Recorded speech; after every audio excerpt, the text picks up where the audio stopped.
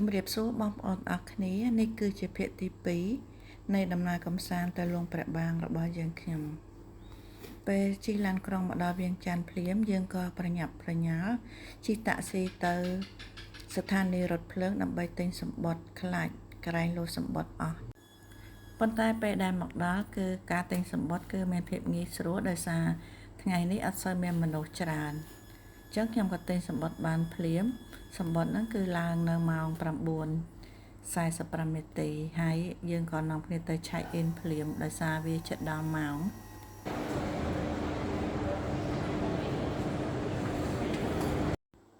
នេះជាទស្សនវិជ្ជានៅលើរថភ្លើងថ្ងៃដែលខ្ញុំទៅហ្នឹងគឺមនុស្សមិនសូវមានច្រើនទេគឺនៅសល់ចន្លោះកៅអីទំនេរហើយនៅលើរថភ្លើងនេះគេក៏មានលក់ចំណីអាហារផងដែរគឺគេអត់មានឲ្យចំណីអាហារដូចនៅលើយន្តហោះទេនេះគឺជាទស្សនវិជ្ជាដែលយើងមើលចេញពីតាមកញ្ចក់រថភ្លើងគឺនៅខាងក្រៅមានជួរភ្នំឡើងវែងហើយមានព្រៃប្រឹក្សាឡើងក្រាស់ខ្មឹកមើលទៅគួរឲ្យទាក់ទាញមែនហើយនៅពេលខ្លះផ្លូវធ្វើដំណើរហ្នឹងគឺចោះនៅក្រោមភ្នំថែមទៀតទោះបីថាប្រទេសឡាវมันមានឆ្នេរសមុទ្រដែរគួរឲ្យយើងទៅកំសាន្តប៉ុន្តែប្រទេសគេមានធម្មជាតិដ៏ស្រស់ស្អាតគឺមានទន្លេមានព្រៃភ្នំដែលជាអំណោយផលធម្មជាតិមួយដែលអ្នកទេសចរតែងតែនាំគ្នាទៅកំសាន្ត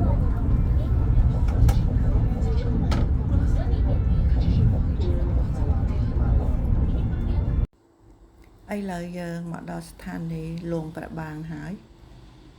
គឺយើងចំណាយពេលប្រហែល2ម៉ោងគឺយើងមកដល់ស្ថានីយ៍នេះឥឡូវនេះយើងចុះពីលើរថភ្លើងហើយធ្វើដំណើរទៅរកតាក់ស៊ីដើម្បីបន្តដំណើរទៅកាន់ទីក្រុងចំពោះតម្លៃតាក់ស៊ីគឺយើងមិនបាច់តថ្លៃច្រើនទេគឺនៅនឹងមុខកន្លែងចំណតហ្នឹងគឺគេមានដាក់ផ្លាកស្រាប់គឺក្នុងមួយនាក់ចំណាយប្រហែល$2ដើម្បីទៅដល់ទីក្រុងទីកន្លែងដែលភ្ញៀវទេសចរតែងតែទៅកំសាន្តនៅក្នុងទីក្រុងលួងព្រះបាងហ្នឹងយើងចេញដំណើរពីស្ថានីយ៍រថភ្លើងទៅទីក្រុងលួងព្រះបាងយើងចំណាយពេលប្រហែលជាកន្លះម៉ោងគឺយើងទៅដល់ទីក្រុងដោយសារផ្លូវនេះយើងបើកបរមិនសូវបានលឿនទេវាមានឡើងចុះចំណោតដូចនៅកំពង់សោមយ៉ាងដែរដោយសារវាជាតំបន់ខ្ពង់រាបអញ្ចឹងណាពេលដែលមកដល់ទីក្រុងនេះខ្ញុំគិតថានេះគឺសមនឹងតម្លៃដែលខ្ញុំចំណាយភាពនឿយហត់ពេញមួយថ្ងៃមួយយប់ដោយសារមើលទៅទេសភាពនេះគួរឲ្យទាក់ទាញអារម្មណ៍មែនគឺមានព្រៃភ្នំទន្លេប្រៀបដូចជាផ្ទាំងគំនូរអញ្ចឹងដោយសារនឿយហត់រយៈពេលមួយថ្ងៃមួយយប់ហើយក៏អត់បានមុជទឹកទៀតដូច្នេះយើងនាំគ្នាទៅរកអូតែលភ្លាមតែម្ដងដើម្បីបានមុជទឹកសម្រាកហើយអូតែលនេះគឺស្ថិតនៅផ្លូវខាងក្នុងហើយនៅជិតNight Market ផ្សាររាត្រីរបស់គេណាចាហើយតម្លៃបន្ទប់ប្រហែលជា$20ចា20លើបន្តិចតួចប្រហែលជា$21-22ហ្នឹងបើគិតជាលុយដុល្លារហើយអូតែលគេគឺមានលក្ខណៈស្រស់ស្អាតមិនជាថ្លៃទេតម្លៃប៉ុណ្ណេះអូតែលដែលខ្ញុំសម្រាកនោះមានឈ្មោះថា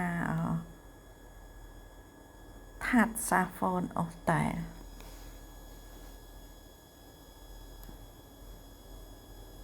ហើយនៅក្រោមអូតែលហ្នឹងគេអាចមានជួលជាម៉ូតូសម្រាប់ជិះដើរលេងកម្សាន្តផងដែរនេះបងប្អូនជាទស្សនវិជ្ជានៅក្នុងអូតែលហ្នឹងចាបន្ទប់គេគឺអានេះខ្ញុំយកក្រែមួយតែក្រែមួយហ្នឹងគឺធំហើយមានទូទឹកកកមានទូទស្សន៍អីឲ្យយើងមើលដែរចាដូច្នេះតម្លៃប៉ុណ្ណឹងមិនថ្លៃទេព្រោះនៅក្នុងបន្ទប់ហ្នឹងមានសម្ភារៈប្រើប្រាស់គ្រប់មុខបន្ទាប់ពីមុជទឹកមុជអីហើយយើងក៏ទៅរកបរិភោគអាហារថ្ងៃត្រង់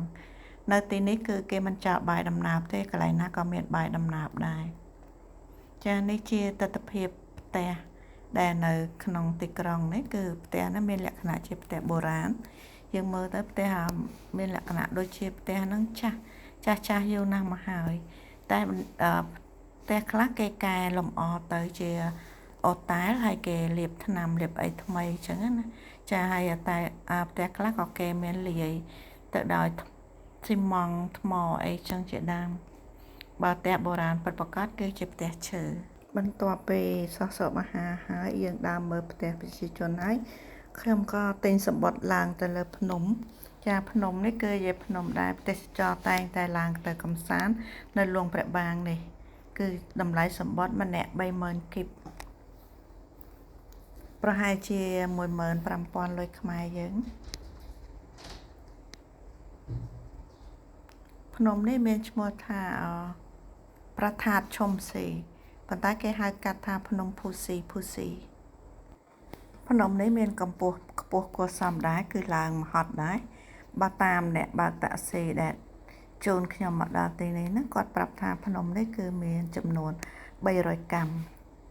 ហើយនៅពេលដែលយើងឡើងទៅដល់លើកំពូលភ្នំគឺយើងអាចមើលទិដ្ឋភាពទីក្រុងលួងព្រះបានទាំងមូលបានតាមការដំណាលពីរឿងព្រេង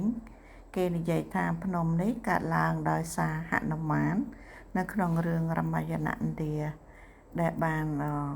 យកថ្មមកបង្កើតបានទៅជាភ្នំនេះ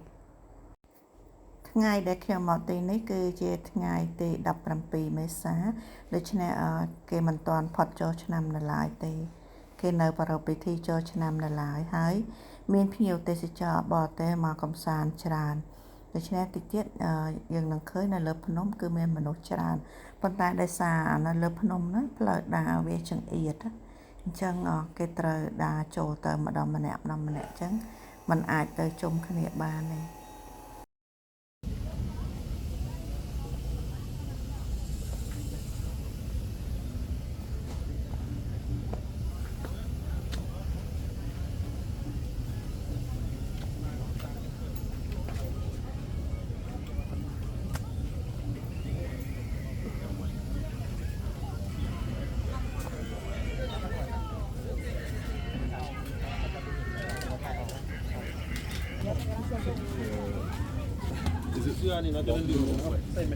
mắt yếu ấy đây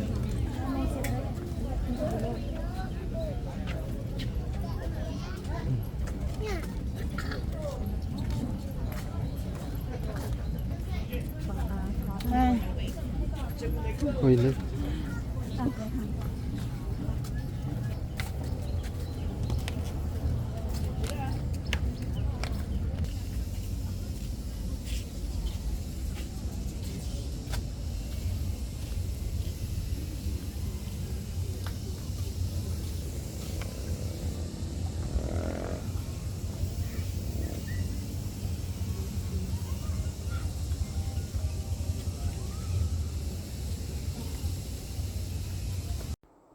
បន្ទាប់ពីចុះពីភ្នំវិញក៏ខ្ញុំបានទៅដើរមើលវត្តអារាមនៅក្នុងទីក្រុងលួងព្រះបាងនេះនៅក្នុងទីក្រុងនេះគឺមានវត្តអារាមជាច្រើននៅជិតគ្នាសមនឹងជាប្រទេសដែលកាន់ព្រះពុទ្ធសាសនាមែនគ្រាន់តែខ្ញុំដើរមកផ្លែតហ្នឹងគឺខ្ញុំជួបប្រទេសនៅ2វត្តទៅហើយ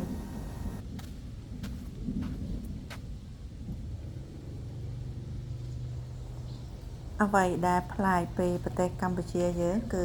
ទី1គឺពូនភ្នំខ្សាច់គេពូនភ្នំខ្សាច់នេះគឺគេមិនបានដោតតុងដូចយើងទេគេដោតជារូបกระดาษហ្នឹងជាមានជាគំនូររូបសត្វផ្សេងនៅលើกระดาษហ្នឹងហើយគេដោតនៅលើខ្សាច់ហ្នឹងហើយទី2ទៀតគឺការស្រង់ព្រះគឺគេស្រង់ព្រះគេធ្វើជារូបចម្លាក់ដែលមានជារូបសត្វពស់ហើយទៅគេយកទឹកឡើងទៅចាក់ស្រោចនៅលើហ្នឹងហើយគេត្រងអាទឹកដែលគេចាក់មកវិញហ្នឹងគឺយកមកលុបមកយកមកលុបលាងខ្លួនអញ្ចឹងដើម្បីឲ្យមានសិរីសួស្តីនេះគឺខ្ញុំដើរមកដល់មាត់ទន្លេហើយនៅតាមមាត់ទន្លេហ្នឹងគឺគេមានទូកសម្រាប់ឲ្យយើងជិះមើលថ្ងៃលិចហើយគេចាប់ផ្ដើមនៅម៉ោង4ទៅចានេះគឺជាទស្សនវិជ្ជានៅក្នុងទូកគេហ្នឹងហើយនៅតាមមាត់ទន្លេនេះមានកន្លែងលក់ចំណីអាហារត្រៀបត្រាសម្បូរណាស់ហើយភ្ញៀវទេសចរក៏តែងតែមកអង្គុយពិសាអាហារនៅតាមដងទន្លេនេះដើម្បីមើលថ្ងៃលិចផងដែរ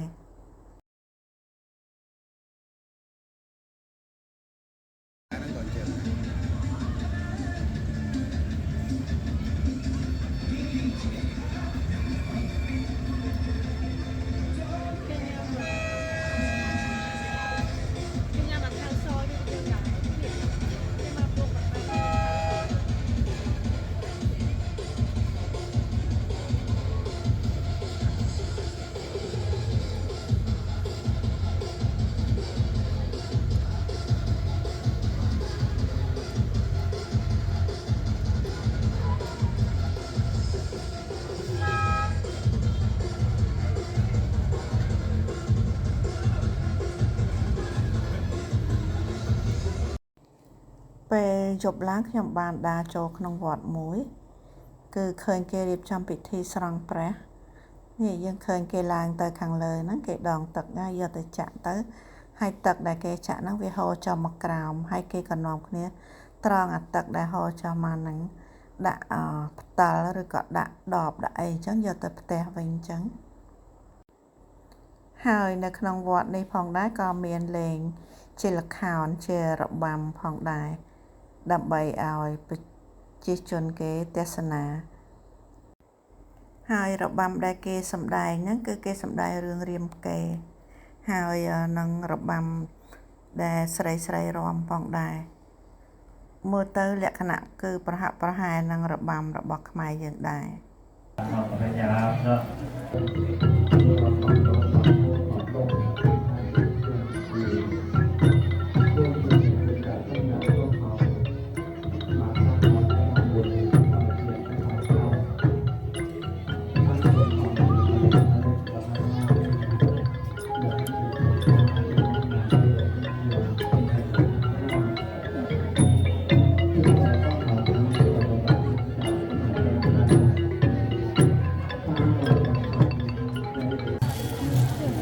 វាមកដល់ ផ្លូវខាងមុខនេះគឺជាផ្សាររាត្រីផ្សារនេះគឺគេមានលក់សម្ភារៈផ្សេងតែភាគច្រើនគឺមានដូចជាខោអាវហើយនិងវត្ថុអនុស្សាវរីយ៍ផ្សេងដែលទេសចរគួរតែទិញយកមកផ្ទះវិញដើម្បីទុកជាអនុស្សាវរីយ៍អញ្ចឹងណា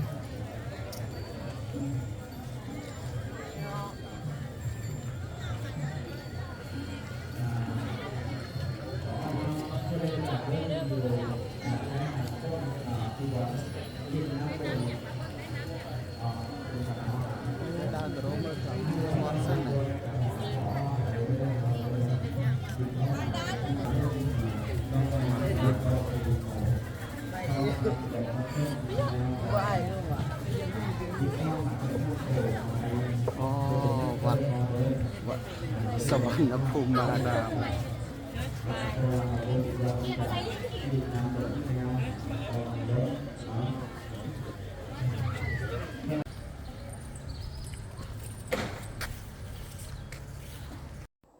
នេះគឺជាទស្សនវិជ្ជារាប់បាត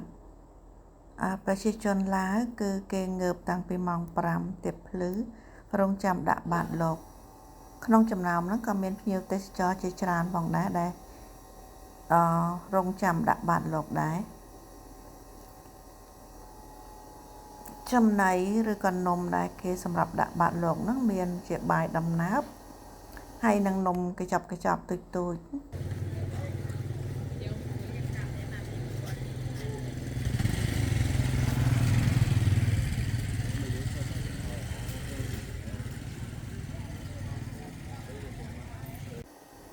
នេះគឺជាទស្សនវិជ្ជាលក់ដូរនៅក្នុងផ្សារនៅក្នុងភូមិហ្នឹងគឺគេលក់តាមផ្លូវដូចជាផ្សារគីឡូលេខ 4 យើងអញ្ចឹងហ្នឹងហើយគេលក់តាមផ្លូវហើយមានម្ហូបត្រីសាច់ហើយនឹងម្ហូបឆ្អិនស្រាប់ក៏មានដែរមានដូចជាត្រីអាំងសាច់ជ្រូកអាំងបាយដំណើបហ្នឹងណាជាដើមខ្ញុំក៏បានតែងបាយខ្ចប់យកទៅដែរគឺខ្ចប់បាយដំណើបហើយនឹងត្រីអាំងឬហើយនឹងសាច់គោអាំងសាច់ជ្រូកអាំងផងដែរដាក់ឲ្យគ្រប់មុខតែម្ដងយើងខ្ចប់បាយដើម្បីទុកតែញ៉ាំតាមផ្លូវព្រោះនៅលើរថភ្លើងគេអត់មានឲ្យជាបាយយើងញ៉ាំទេហើយបាយដំណើបសាច់អាំងបែបនេះគឺមកដល់ផ្ទះវិញខ្ញុំនៅតែនឹកឃើញចង់ញ៉ាំវាទៀតដោយសារវាមានរសជាតិឆ្ងាញ់ជាមួយនឹងបាយដំណើបគឺដាក់ទៅត្រូវគ្នាតែម្ដង សាច់ងៀតត្រីងៀតអីហ្នឹងចាដាក់មួយបាយដំណើបគឺឆ្ងាញ់ក៏ទៅរយៈពេលដែលខ្ញុំមកលេងឡាវនេះគឺខ្ញុំដើរនៅលងប្របាំងបានតែមួយកណាត់ល្ងាចហើយនឹងព្រឹកពេលព្រឹកបន្តិចហ្នឹងគឺម៉ោង8ខ្ញុំចាប់ផ្ដើមជិះតាក់ស៊ីទៅស្ថានីយ៍រថភ្លើងដើម្បីទិញសំបុត្រទៅវៀងច័ន្ទហើយដើម្បីខ្ញុំទៅដល់វៀងច័ន្ទខ្ញុំអាចដើរលេងនៅវៀងច័ន្ទបានបន្តិចដល់ពេលយប់យើងនឹងចេញដំណើរទៅប៉ាក់សេបន្តទៀតឥឡូវខ្ញុំមកដល់ស្ថានីយ៍រថភ្លើងលងប្របាំងហើយប៉ុន្តែនៅពេលនេះមនុស្សច្រើនខ្ញុំទិញសំបុត្រអត់បានហើយទិញបាននៅម៉ោង6ល្ងាចដូច្នេះយើងមិនអាចធ្វើដំណើរទៅវៀងច័ន្ទតាន់ទេប៉ុន្តែពេលដែលយើងអង្គុយរងចាំហ្នឹងស្រាប់តែមើលទៅលើក្តារខៀនឃើញគេនៅមានសម្បត្តិដូច្នេះយើងក៏ទៅសួរគេតាមពិតគេលក់សម្បត្តិឲ្យយើងហ្នឹងគឺរថភ្លើងល្បឿនយឺតទេអាស្លូតរថភ្លើងល្បឿនលឿនដែល160គីឡូម៉ែត្រក្នុង1ម៉ោងហ្នឹងគឺនៅមានសម្បត្តិដូច្នេះខ្ញុំក៏យកទៅដូរឲ្យបានសម្បត្តិរថភ្លើងនៅម៉ោង10:45នាទីវិញដូច្នេះយើងត្រេកអរជាខ្លាំងចំពោះសម្បត្តិរថភ្លើងហ្នឹងគឺអាល្បឿនយឺតហ្នឹង230000គីបអាល្បឿនលឿនហ្នឹងគឺ330,000គីបឥឡូវយើងមកដល់វៀងច័ន្ទហើយយើងមកដល់វៀងច័ន្ទម៉ោងប្រហែលជា1ដូច្នេះយើងមានពេលវេលាដើរលេងនៅវៀងច័ន្ទបន្តិចគឺយើងបានទៅផាត់ថាត់លួងហើយនឹងវត្តផាត់ថាត់លួងនៅក្បែរហ្នឹងវត្តផាត់ថាត់លួងហ្នឹងគឺមានវត្តខាងជើងហើយនឹងវត្តខាងត្បូងហើយបន្ទាប់មកគឺយើងបានទៅបាទូសាយគឺវិមានជ័យជំនះហ្នឹងចាយើងគាត់តែបានដើរចូលលេងផ្លែតទេគឺអត់បានដើរយូរទេព្រោះខ្លាចផុតម៉ោងឡានក្រុងពេលយប់ឥឡូវយើងបន្តដំណើរមកដល់ស្ថានីយ៍រថយន្តក្រុងហើយគឺយើងទៅរកឡានដើម្បីជិះទៅប៉ាក់សេដូច្នេះការធ្វើដំណើរត្រឡប់ទៅវិញរបស់យើងគឺបានចប់ត្រឹមនេះទៅដល់ប៉ាក់សេយើងនឹងបន្តដំណើរទៅភ្នំពេញទៀត